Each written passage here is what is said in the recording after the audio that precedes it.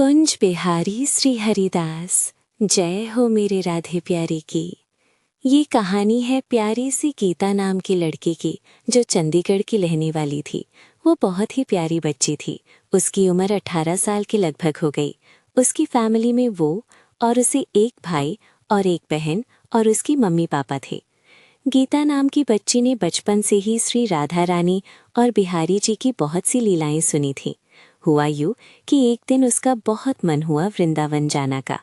फिर उसने सोचा कि बिहारी जी और श्री जी हमारे से कितनी दूर हैं, पता नहीं कभी मिल भी पाएंगे या नहीं, कभी वृंदावन जाना भी होगा। कुछ दिन बीते और एकदम से प्लान बना वृंदावन जाना का, पर उसके बाद भी किसी न किसी वजह से प्लान कैंसिल हो रहा था। पर आखिरकार वो दिन आ ही गया जब बिहारी जी से मिलना था। 23 तारीख रात 3 बजे की उनकी ट्रेन थी। गीता और उनकी फैमिली के सब लोग बहुत खुश थे। सुबह 9:30 को वो मथुरा स्टेशन पहुंच गए। वो सब लोग बहुत ज़्यादा खुश थे। स्टेशन से ऑटो लेकर वहां से वो लोग बरसाना श्री लाडली जू के मंदिर गए। सबसे पहले उन्होंने करती मंदिर दर्शन किया और फिर राधे रानी के महल की ओर जा रहे थे।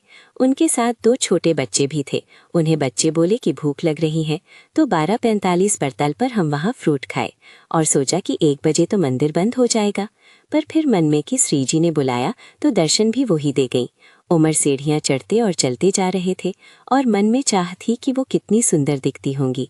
श्री राधा रानी महल पहुंच गई और जब श्री राधा रानी ने वैसे ही कलर की ड्रेस पहनी थी जो उनकी मम्मी अपने मन में सोच कर गई थी, और राधे रानी ने वैसे ही ड्रेस पहनी, उन्हें देखकर आंखों से आंसू आ गए। इतनी प्यारी लग रही थी वो। और कृष्ण भगवान जो गीता थी, वो श्री राधा रानी के लिए बेसन के लड्डू बनाकर ले गई थी और वो लड्डू गोस्वामी जी ने श्री राधा को चढ़ा दिए। और वहां से राधे रानी ने मंदिर से उन्हें माला मिली और बहुत सी चीजें।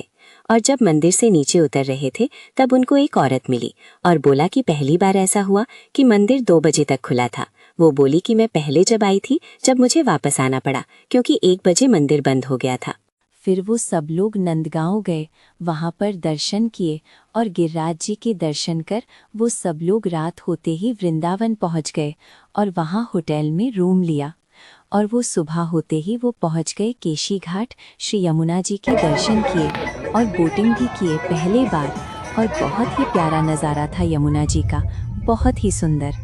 और शाम होते ही गीता और उनका परिवार पहुंच गया बिहारी जी के दर्शन के लिए। और जब कुंजगलू में पहुंचे और देखा कि कितनी भीड़ है और बहुत बंदर, किसी तरह वो लोग लाइन में लगे और वहां देखा कि इतनी भीड़ है कि पता नहीं कैसे दर्शन होंगे बिहारी जी के। धक्का मुक्की के साथ वो किसी तरह बिहारी जी के पास पहुंचे और उन्हें देखा एक बार, और आंखों में आंसू आ गए जब उन्हें देखा। और लोग देखे ही नहीं, और बिहारी जी ने भी वैसे ही वस्त्र पहना था जैसा उन्होंने सोचा। और उसी वक्त एक चमत्कार हुआ कि गीता और उनके परिवार ने इतनी भीड़ में पता ही नहीं चला कि वो लोग कब वीआईपी लाइन में दर्शन किए, वो भी बिना पैसे दिए, सबसे आगे खड़े होकर। दर्शन कर वो लोग पहुंचे प्रेम मंदिर, दर्शन किया और सुबह निधिवन जी के दर्शन किए और वो लोग बहुत खुश थे। दोपहर को गीता और उनके परिवार इस्कॉन टेम्पल गए, मंदिर में दर्शन किया और वो लोग मथुरा आ गए, क्योंकि उनकी शाम को 8 बजे की घर वापस की ट्रेन थी। मथुरा आते ही उन लोगों ने श्री कृष्ण जन्मभूमि के दर्शन किया और श्री द्वारिकाधीश के दर्शन किया, और मंदिर से थोड़ी दूर चलते ही उन्हें कढ़ी चावल का लंगर मिला। गीता जी ने और उनके परिवार से पेट भर खाया और बिहारी जी और राधे रानी का शुक्र मनाया। और उन्होंने कुछ पैक करवा लिया था कि अगर भूख लगी तो ट्रेन में खा लेंगे। और कुछ देर बाद वो लोग पहुंचे मथुरा स्टेशन और सब लोग खुश भी थे, और एक वृंदावन से वापसी जाने का दुख भी था।